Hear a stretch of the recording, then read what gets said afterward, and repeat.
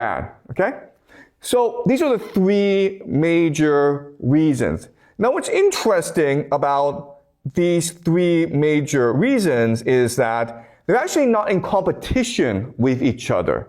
In fact, they support each other. And honestly, they lead to the same outcomes. If you believe in the eschatological model, okay, you believe that this is the end of days, you believe that the Israelis will build the third temple, you believe that this war in the Middle East will just expand outwards before it encompasses the entire world. It's something called the War of Gog and Magog. You believe that a charismatic leader will rise to unify much of the world. And if you just analyze the geopolitical framework, you can actually come to the same conclusions. If you look at the Imperial decline framework, you can also come to the same conclusions. Okay, this is really, really strange in that you have these three divergent explanations for what's going on, but in many ways, they're very, very similar. In fact, they lead to the same conclusions. So what I want to discuss today is, why is this the case? Why is it that eschatology and geopolitics and imperial decline all end up giving the same understanding of the world and forces us to make certain predictions about the world? Okay? So, my explanation to you is this. Eschatology is really just an understanding of geopolitics, framed allegorically. Okay? So now we're saying this is that what eschatology really is, it's not religion. What it is it takes thousands of years of human history, tens of thousands of years of human history, and condenses it into stories that then can be told to children and passed on through generations and generations. Okay? So it is impossible for humans to pass on complex history over thousands of years. But it is easy to take this history, frame it into stories, and then tell it to your children, remember it, and then these children will then pass it on to their children. And then this is how we develop eschatology. Okay? So then the question then is, how did we develop this particular framework of eschatology, where a war in the Middle East will lead to the third temple, the return of the Jews to Israel, the war of Gog and Magog, and the coming of the Antichrist, before the coming of the Messiah? Where does this story come from? And what I will show you now is that this is actually a persistent story in the Middle East. The first thing that I need you guys to appreciate is the Middle East, especially the Levant, is the most important part of the world. Why? Because historically, it's been the wealthiest part of the world. All right, so let's look at the Levant. This is the Levant, okay, which includes present-day Israel, Syria, Jordan, Lebanon. What's below the Levant? Egypt. What's above the Levant? Anatolia. Then if you go further east, what do you get? You get Mesopotamia, okay? If you keep on going east, what do you get? You get Persia. Okay?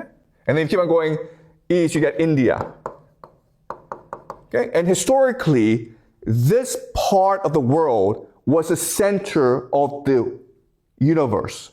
The wealthiest, the most advanced, the most geopolitically important. And the hinge, the pivot, is the Levant. Okay? Now, historically, Egypt and Mesopotamia were the wealthiest parts of the world. By the way, Mesopotamia includes Babylon and Assyria. Okay? All right? So everyone wants to conquer Egypt, but the way to conquer Egypt is through the Levant. So whoever controls the Levant has a huge advantage over everyone else. Okay? Now, because of a historical accident called the Bronze Age collapse, the Israelites came into being. Okay? Israel. And Israel is a crossroads of empire. And again, this was a historical accident. You had the Bronze Age collapse, so Anatolia, Mesopotamia, and Egypt declined in power, which allowed for a new power to arise in the Levant called Israel. But they only stayed in power for about 1,500 years. After that, they became a subject to an empire, which is a historical norm. But because they were so important, it was easy for Israel to keep on switching sides.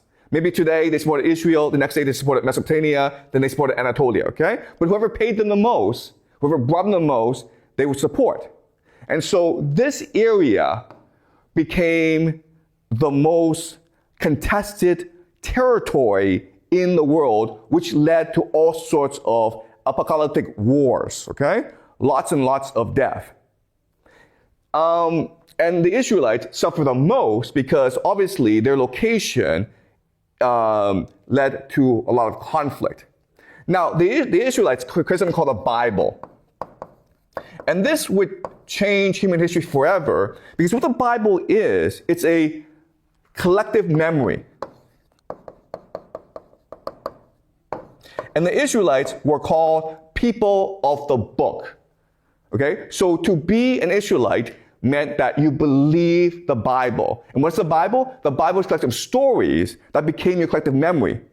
So it's entirely possible with the Bible now for people to have never been to Israel, to not be Israelite in blood, but to read the Bible and then imagine themselves as an Israelite. Okay, and this is unique in human history.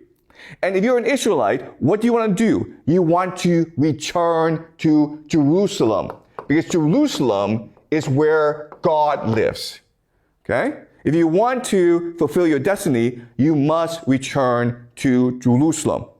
So what's happening in this time is that the Levant is contested territory. The Israelites are a pain in the ass to deal with. And different empires try different solutions.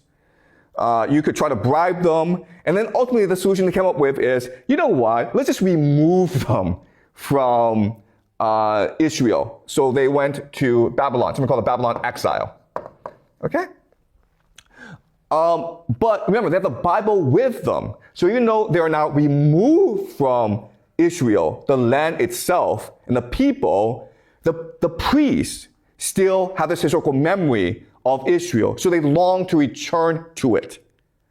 Then what happened was that Persia, under Cyrus the Great, comes and conquers Babylon, and he meets these Jewish priests who long to return to Israel.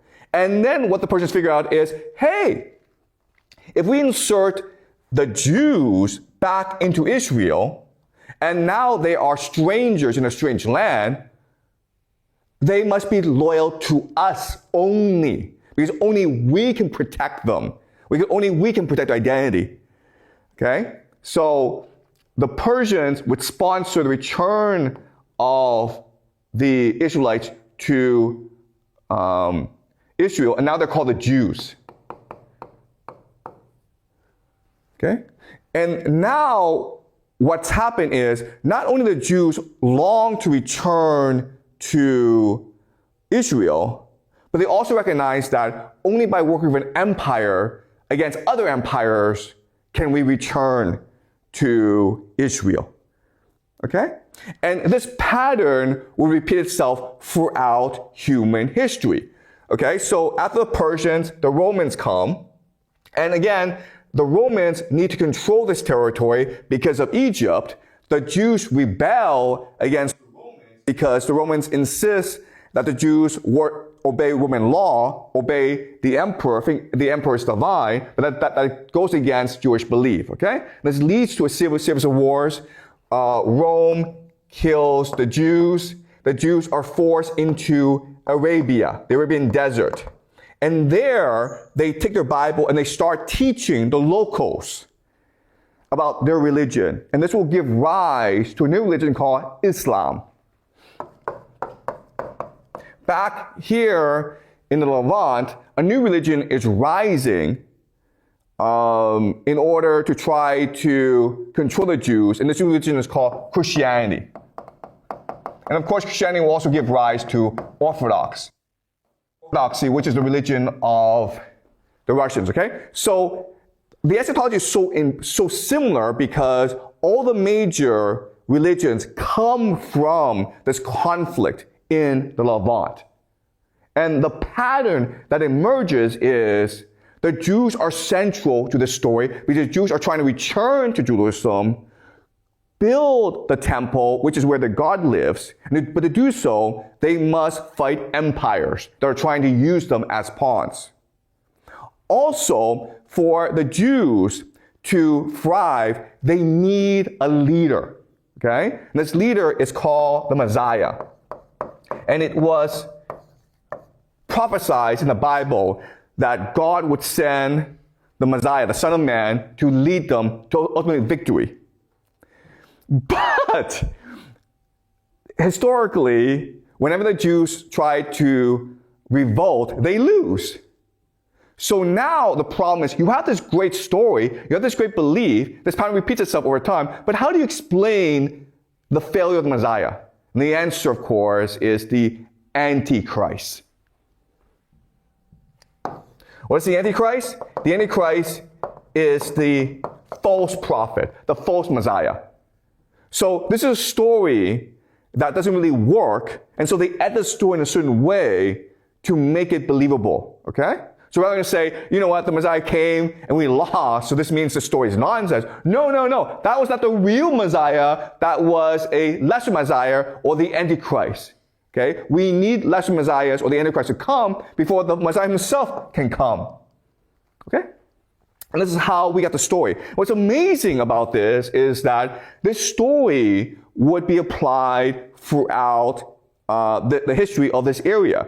So after the Roman-Jewish wars, the next thing we have, about 600 CE, is the rise of Islam and the rise of Muhammad. And if you look into the history of the rise of Islam and Muhammad, a very similar framework where there's two empires fighting each other, the Romans and the Persians, and a Messiah emerges, Muhammad, to unite the world, the Muslims, the Jews, and the Christians, and they very quickly return to Jerusalem and build the temple to God, the third temple, which is now called the Al-Aqsa Mosque. Okay? All right?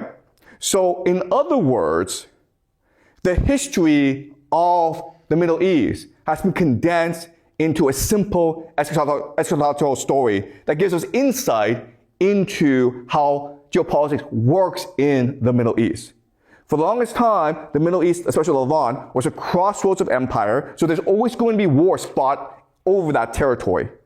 The Jews long to return to Jerusalem, so they're going to figure out ways in order to return to Jerusalem, and that often means working with different empires.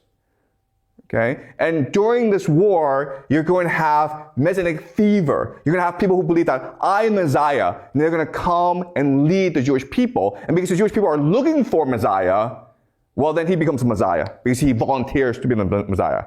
Okay? When he fails, he's like, no, he's actually the lesser Messiah, or he's the Antichrist. Okay?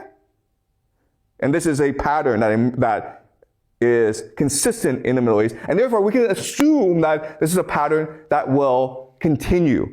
Okay, so we can expect the next few years the same thing will happen, where maybe in the Middle East a man will emerge and he declares himself the Messiah because everyone is expecting the Messiah to emerge, and if he fails, then he's just the Antichrist or he's a lesser Messiah. Okay, does that make sense? Okay. And a lot of this is being driven by the idea of imperial decline.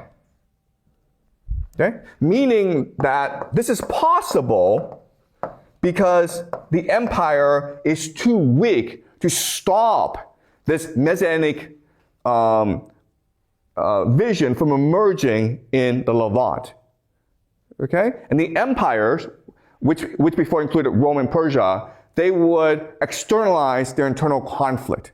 So we can see from this how all this combines together, okay?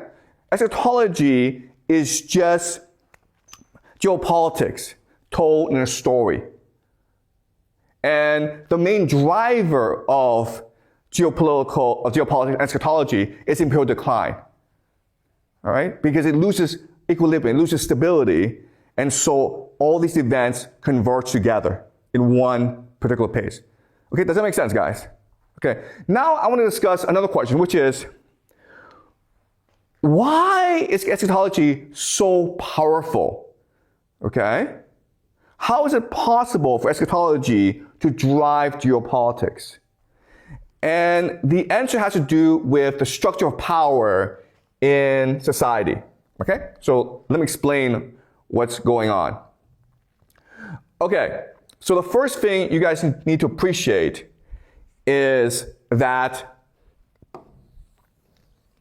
the occult